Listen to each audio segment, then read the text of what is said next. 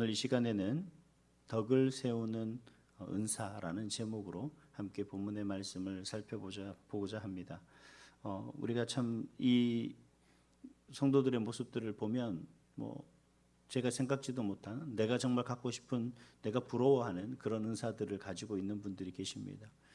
그런 은사들을 보면 하나님 왜 저는 그런 은사를 안 주십니까? 이런 생각을 할 수가 있죠.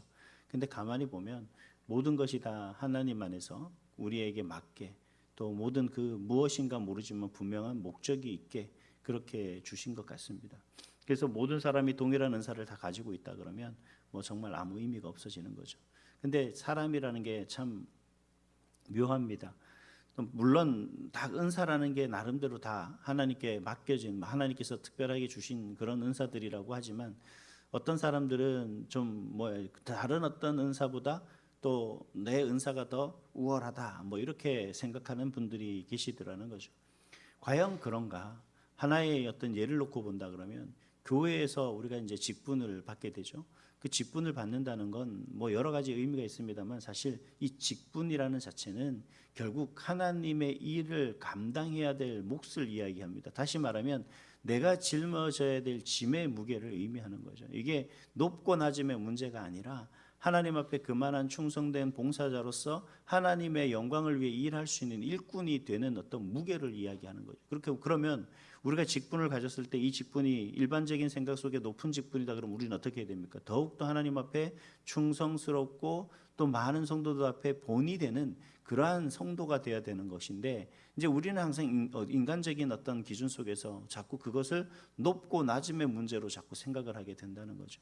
그러다 보니 모든 것에 다 그런 순서들을 가지고 있습니다. 여러분, 식당에 가면 예전에 제가 함께 섬기던 우리 전도사님이 계신데, 전도사님이 이제 여자 전도사님이 사역을 하는 어떤 부분들이 잘 모르셨어요. 그래서 이제 보면은 이제 앉으면 보통 이렇게 숟가락을 같이 젓가락을 이렇게 놓는 모습들이 있어요. 그러면 우리가 볼 때 이제 어르신들하고 같이 이렇게 식사를 하게 되면 앉은 자리에서 그냥 우리가 일반적으로 하는 모습들이 보이는데, 이분은 잘 그걸 못 하더라고요. 그래서 제가 물론 얘기합니다. 전사님이나 나나 있을 때 내 앞에 있으면 전사님 내가 숟가락이나 젓가락 놓겠지만, 전사님 하기 전에 항상 좀 놓고 하시면 좋겠다라고 얘기했더만, 그래야 되냐 몰랐다라고 이야기를 하더라는 거죠. 여러분, 이게 누가 하느냐가 중요한 가치는 않습니다. 그래서 내가 가진 은사가 우선되냐 먼저 되냐, 그래서 내가 낳기 때문에 이걸 해야 된다, 내가 심한 직분이 낳기 때문에 이걸 해야 된다, 내가 가진 은사가 다른 사람들보다 부족하기 때문에 내가 이걸 해야 된다라고 하는 의미는 우리에게 중요한 것이 아니라는 겁니다. 다시 말하면 하나님께서 우리에게 은사라는 것을 주신 것은 뜻이 있습니다. 즉 은사의 진정한 본질이 뭔지, 그 부분에 대해서 우리가 명확하게 알아야 된다는 거죠.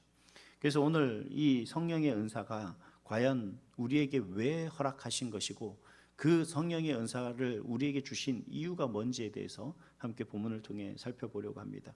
먼저 성령의 은사는 결국 나를 드러내는 것이 아니라 교회를 세우기 위해서 우리에게 허락하신 것입니다. 교회를 세운다라는 건 이제 좀 이해가 잘 안 될 수도 있습니다만, 오늘 본문 1절에 보니까 사도 바울이 이렇게 얘기를 해요.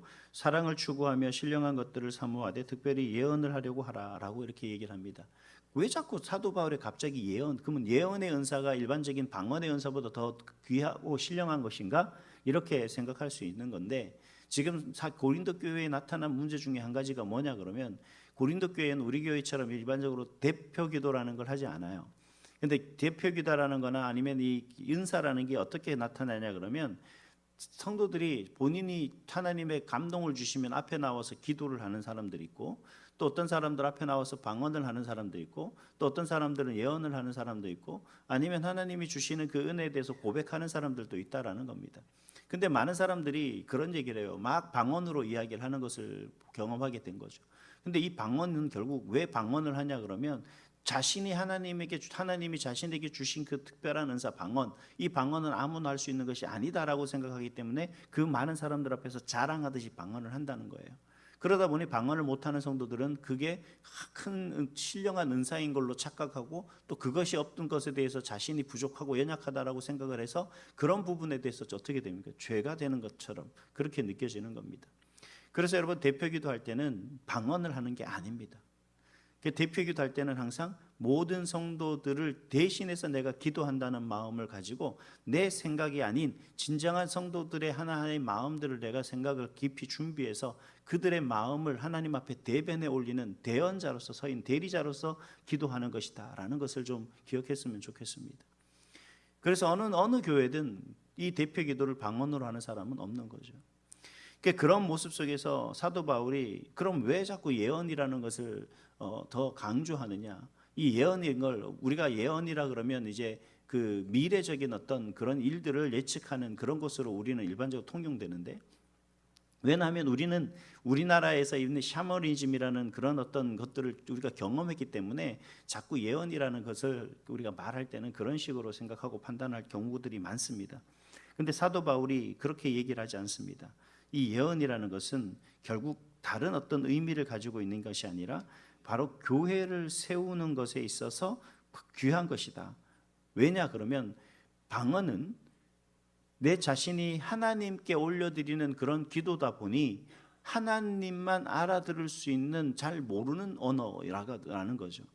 근데 예언은 왜 공동체, 교회를 세우는데 덕이 되는 그런 거냐 그러면 이 사도 바울이 얘기하는 예언은 성도들에게 하는 어떤 위로와 그 다음에 권면과 또 그런 성도들에 대한 스스로에 대한 어떤 부분들을 깨우치게 하는 말이기 때문에 이 예언이 더 귀한 것이다 라고 그렇게 이야기를 합니다. 그래서 물론 우리나라의 일부 교회들이 이 예언을 막 연습하는 거죠. 그 연습해서 마침 그 사람에게 하나님이 말씀하신 것처럼 다 이렇게 얘기를 합니다만, 여러분 이제 성경 66권이 우리 가운데 다 존재하는 이상 하나님의 특별한 그 말씀이나 계시가 없습니다. 그 예언이라면 우리가 그래서 일반적으로 교회에서 예언이라 그러면 성도들 향한 서로를 향한 권면과 위로와 축복입니다. 그래서 예수님의 이름으로 그 사람을 향해 사랑을 전하고 그 사람이 그 어려움 속에서 잘 극복할 수 있도록 위로와 격려하는 그 모습이 진정한 이 지금 오늘날의 예언이다라고 할 수가 있는 거죠. 이 모든 것들이 왜 필요하느냐? 방언이 왜 필요하고 예언이 왜 필요하느냐? 하나님이 이러한 은사를 주신 것은 각자의 자신의 어떤 위대함과 신령함을 나타내는 지표로서 우리에게 주신 것이 아니라 바로 교회를 세우기 위한 하나님이 공동체 속에 속한 그런 자녀들에게 주신 은사이다라고 이야기를 하는 겁니다. 그래서 여러분, 내가 가진 은사를 하나님이 기뻐하시는 그 일을 위해 사용하는 것이지 내가 다른 사람에게 자랑하기 위해서 하는 은사라면 결국은 그것은 공동체를 와해하는 그러한 요소가 된다라고 하는 것을 사도 바울이 말씀하고 있는 겁니다. 더 나아가서 그리고 왜 이런 예언이 또 이러한 또 특별한 은사들이 교회를 세우는 것에 필요한가? 바로 우리가 이해할 수 있는 말씀이야말로 교회를 성장시키는 원동력이 되기 때문이다라고 사도 바울은 그렇게 이야기를 하는 거예요. 지금 방언과 예언 속에서 예언의 부분에 대해서 추가적인 설명을 하고 있는 거죠. 왜 그러냐 그러면 이제 여러 가지 예를 듭니다. 필이나 검은고나 나팔이나. 이 필이나 검은고는 명확한 자신의 음을 내야지만 그 음이 어떤 곡을 노래하는지를 알게 되는 것이고, 그러한 그 악기가 가지고 있는 고유한 음을 그리고 완벽한 조화로운 음을 내지 못하면 그 악기는 사실 있으나 마나한 악기가 되는 거지 않습니까? 또 나팔 소리를 통해서 군대가 뭐 전쟁한다 그러는데, 여러분 저는 이 해군이다 보니까 이제 의미를 좀 알아요. 백고동을 울리면 지금 어떤 상황이기 때문에 백고동을 울린다거나 아니면 사이렌을 어떻게 울려야만 우리가 어떤 위치에 서 있는다거나 뭐 이런 것들을 좀 이해가 됩니다. 옛날 이 군시에 무전기가 없는 시절에는 바로 그렇게 소리를 쳐서 외칠 수 있는 것이 없기 때문에 우리나라 같은 경우는 북을 치긴다거나 이런 북소리를 통해서 군사들이 대비하게 하고 준비하게 하고 전진하게 하고 후퇴하게 하고 뭐 공격하게 하는 어떤 이런 얘기들을 했다는 거죠. 근데 이런 나팔 소리가 명확하지 않으면, 분명하지 않으면 결국 전쟁을 하는 데 있어서 패할 수밖에 없게 된다라는 겁니다. 마찬가지 우리 말하는 것도 우리가 말을 할 때 상대방에게 유익을 주지 못하는 말입니다.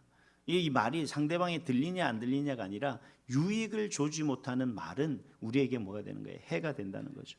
그래서 19절 말씀에 교회에서 남을 가르치기 위하여 깨달은 마음으로 5마디 말을 하는 것이 1만 마디 방언으로 말하는 것보다 낫다라고 그렇게 이야기를 하는 겁니다.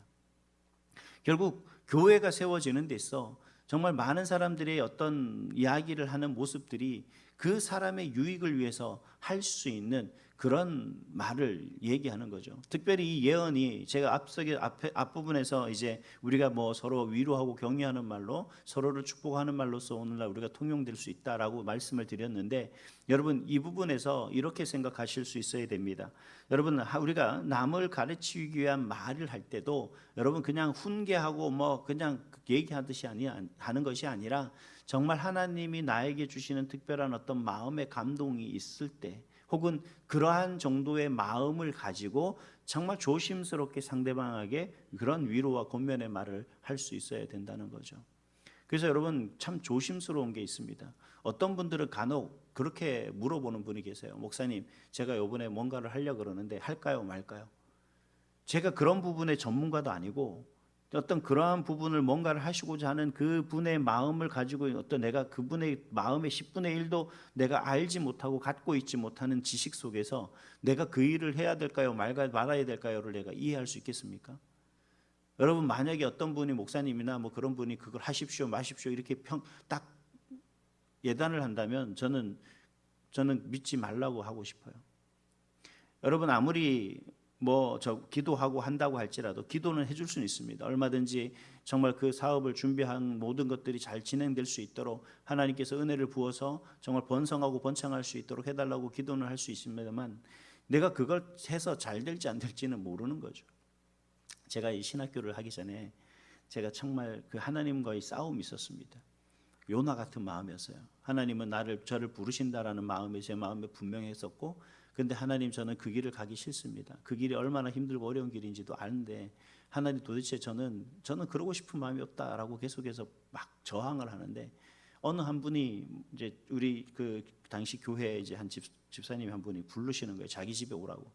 그래서 갔어요. 갔더니만 어느 뭐 여자분이 한 분이 계시는데 저보고 뭐 많이 뭐 미래 때문에 걱정하냐, 그래서 기도하는 제목이 있다라고 얘기했더니 그러니까 자세한 얘기는 안 하고 그 말만 했어요.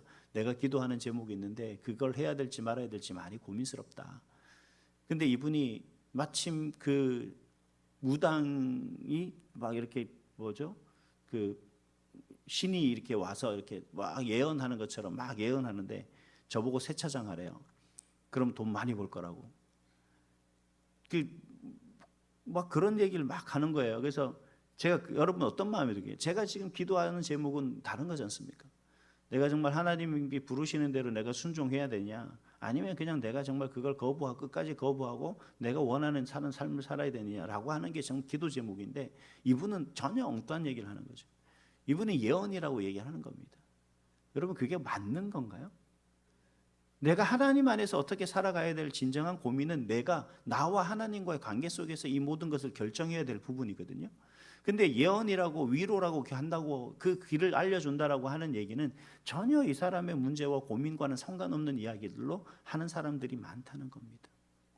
그래서 여러분 우리가 살아가는 모든 문제 속에서 물론 하나님과 나와의 고민 속에서 내가 헤쳐나가야 될 모든 짐이 나인데 있겠지만, 여러분 그 중에 누군가가 그 사람에게 집사님 제가 기도하고 있습니다, 권사님 제가 기도하고 있습니다, 장로님 제가 기도하고 있으니 힘내십시오, 이런 한마디만 옆에서 해준다면 여러분 얼마나 위로가 되고 격려가 되겠냐는 거죠.